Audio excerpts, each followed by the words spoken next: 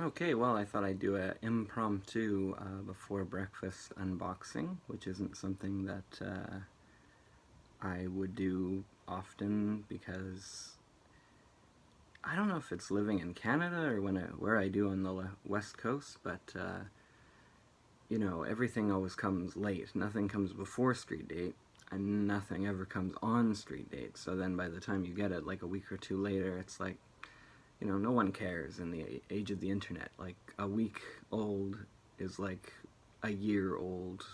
Like, it's irrelevant, you know, with any kind of media. But, so this one's late too. But I think it came out last week, though. But yeah, I got this big old box here. It's no mystery what it is. Obviously, if you read the title. Now, I'm not going to pretend to be good at these or anything, but I'm pretty excited about this one. There's the beauty.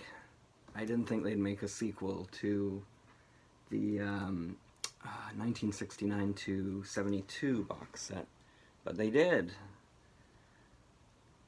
That's pretty amazing. Anyway, I'll just put this box all the way over here. Maybe the kitty will play with it. So, this one gathers together the forgotten era, the wilderness era of Fleetwood Mac, one of my favorite bands ever. So you got Penguin, Mystery to Me, and Heroes Are Hard to Find, and then you have the bonus Live from the Record Plant.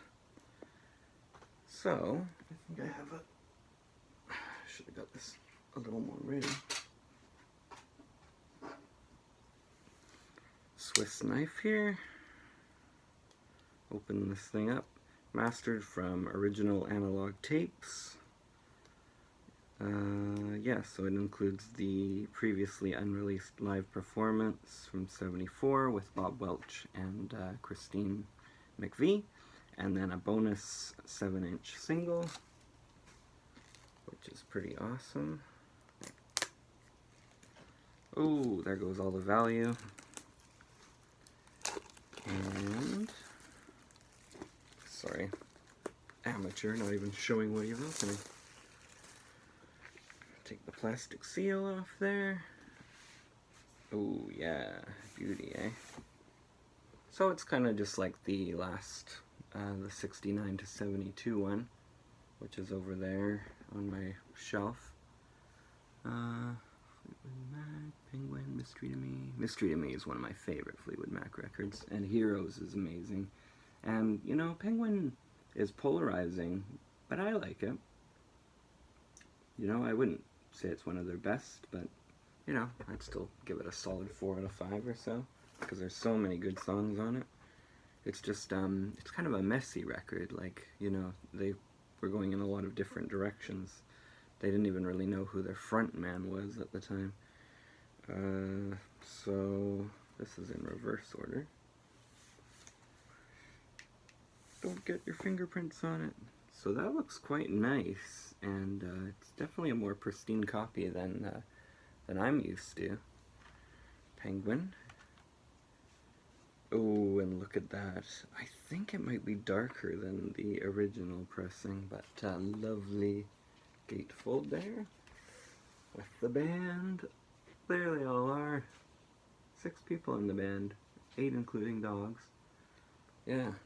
I think that was the only time they had 6 people in the band. It was Mick Fleetwood, John McVie, Bob Welch on guitars and vocals, Bob Weston, who was amazing in his short time in the band, and Dave Walker, who was hired to be a frontman. That didn't work out, obviously. And then Christine McVie. So that's very, very cool. I'm just going to put this over here. And, oh yeah, beauty. Some people love this cover, some people hate it. I get why people think it's ugly, but I think it's pretty cool. It's very 70s. Oh, yeah, you definitely didn't get that on the original, so it's ooh, something's slipping in there. It's oh, it's gonna slip out the end. Hmm? That'll be cool one day. Alright, so there they are. So obviously Dave Walker had already checked out. He was a traveling man, rambling man, he wanted to ramble on. So there's Bob, other Bob, Mick, John, and Christine at the top. That's quite beautiful, actually. There's something got all out of place over here. What's in there? Oh, I didn't show the record to Penguin, but they're not colored or anything, so it's on Reprise Records there. I might as well show one. That's what people want to see. It's just, yeah, that one's a beauty right there. Emerald Eyes, one of my favorite opening tracks on a Mac record. You know, just Christine and Bob at the height of their powers. It's too bad that this one didn't catch on commercially. Would have been interesting if it did. But then we might not have got the Rumors era, who knows? Hypnotized got some airplay. So what do we got in here? We got lyric sheet. That's cool. Also sure that wasn't in the original. And then here's the bonus 7-inch in here. What's in there? For Your Love, and which is a Yardbirds song, Yardbirds, and Good Things Come to Those Who Wait, which that was the song that they recorded. It was going to be on the album, and then at the very last minute, the record label said, no good, you know, please record a cover song, Yardbirds for Your Love, and we'll release that as a single. That'll be the hit. And it wasn't. And I don't think the band really wanted to do it, and it's definitely the weakest song on the album. If they kept Good Things Come to Those Who Wait, it might have been... I mean, I already would say it's a 5-star album, because I love every other song on here. But it would have been even stronger still. If that was replaced. Now, Bob Welch, when he was doing a solo thing in the late 70s, he recorded, he re-recorded Good Things Come to Those Who Wait, and it was on his Three Hearts record, which was his second record, and one of two in, I think it was 79, he did that one, and then he did another one, which he jokingly called The Other One. It came out as The Other One, and it went nowhere, unfortunately. It was a good record, but I think AllMusic Guide gave it a 1.5, and I'm, you know, when I listen, I'm like, this is good. I mean, I'm not critical enough or something. And then this one is so noticeably darker. Like, for better or for worse, you can hardly see Mick on there. Yeah, it's weird that they're so much darker.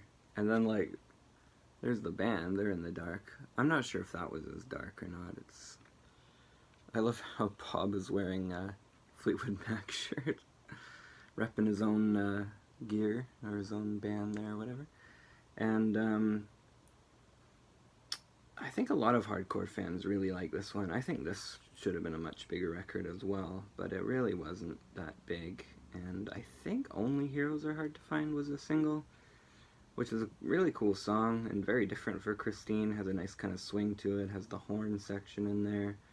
But it didn't go anywhere. I don't think any of these other ones were singles. But man, Bob is just on fire. Like, 73, 74. I mean, I love everything he put out with Fleetwood Mac, but... So there's nothing in this one, and it's not a gatefold like the other two, unfortunately. So it wasn't given quite the amount of love, but that's okay. I mean, wasn't a gatefold anyway, so... Back in the day. So I'm not going to show that. It's just another Reprise Records record label, black vinyl.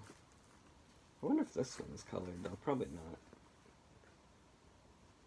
I don't really care about colored vinyl that much. It's just a, you know, interesting little footnote.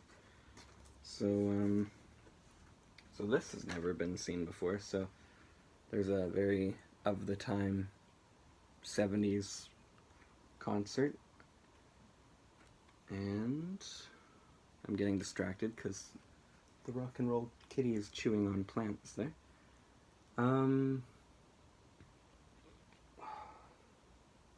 There's the inside.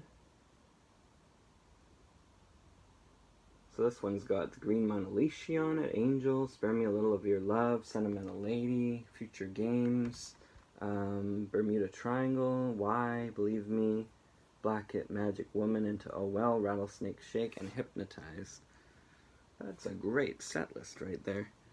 Quit eating the plant, my friend. It's not going to be good for you. Come on. I hate pushing him, but, man, I don't know why he's obsessed with eating the plants here. I've had a lot of plants die over the last 3 years thanks to this cat. He knows the unboxing's about him. His name's Fleetwood. He heard his name. He's got to be in here. So that's really cool. I can't wait to listen to this. I'm pretty sure I've heard, like, this was a bootleg or whatever, but yeah, that'll be really fun to listen to. I'll probably put that one on tonight. So, I'll just probably get these back in here. So that's really it. There isn't too much to show, but for a, you know, a longtime fan or a fan of the wilderness era, as like I like to call it, you know, it's amazing that they put that out. I was worried that, you know, they'd just focus on the 69 to 72 era, which of course, you know, has Bare Trees that everyone likes, and then Play On, which is the last of Peter Green. So obviously that would come out. But I thought, oh no, they're not going to do the other one. It's not commercially viable, and history has always kind of ignored,